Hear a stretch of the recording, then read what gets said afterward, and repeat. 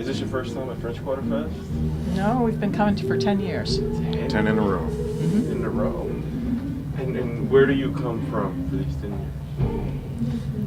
years? We live in New Jersey, in central New Jersey. Mm-hmm. Oh, I just want to say thank you very much for flying down here or driving down here for 10 years in a row.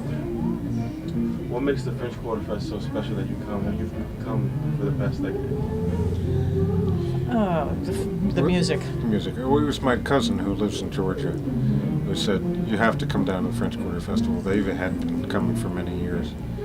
And so we finally decided to do that in 2009. And, one of the original memories was that was 4 years after Katrina. And everybody at the festival was saying, okay, how many people are here from out of town? Raise their hand. We would do that. And it was a big thank you for coming down and joining in the festivities. And so, and we could still see 4 years after Katrina that. Yeah, there was a big impact. Yeah. But it was just fantastic to come and hear the music.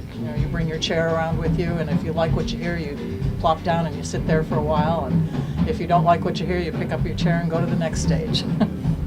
That's a good way to look at it. Yeah.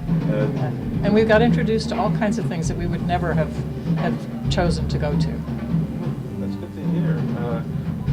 Is there a specific memory that strikes you about French Quarter Fest that always comes up in conversation when you're telling other people about your experience? People always ask me, what kind of music, what are the bands, and I say it's all local to New Orleans, and maybe a little more into Louisiana. And so typically bands that you just don't hear or would not necessarily be playing over at Jazz Fest or on tour, that sort of thing.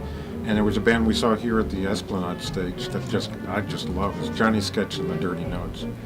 And because I read his bio, and this is a classically trained cellist and playing super funk. Playing loud rock and roll. Great guitarist. And I'll see him at 5:15 this afternoon again, for the 10th year, probably. Yeah.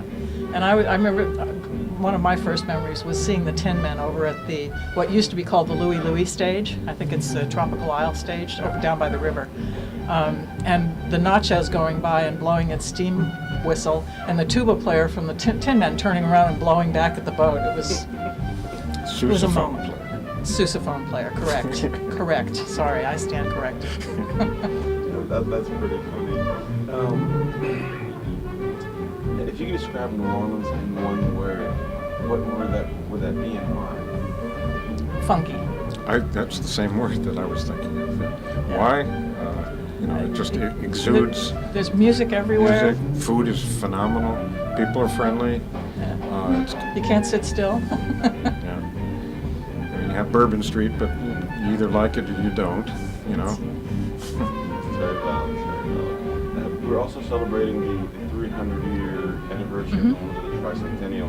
And we're asking people how would they envision New Orleans after another 100 years. And we're wondering, what would you think? For people who, you guys visit on a regular basis, you're you're patrons of New Orleans. It may not exist in 100 years because of rising sea levels. If that trend continues, a lot of what we're experiencing now will be underwater. Yeah, that's a little frightening.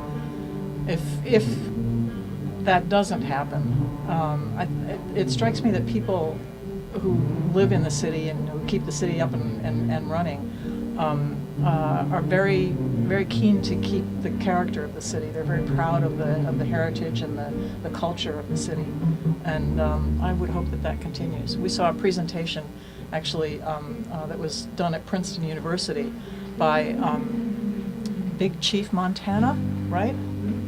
Who's one of the Indian chiefs for one of the Mardi Gras Indian chiefs, and talking about the costumes and making the beads and stuff like that, and talking about the culture of New Orleans. And it was a very special lecture to go to because we had been here so many times.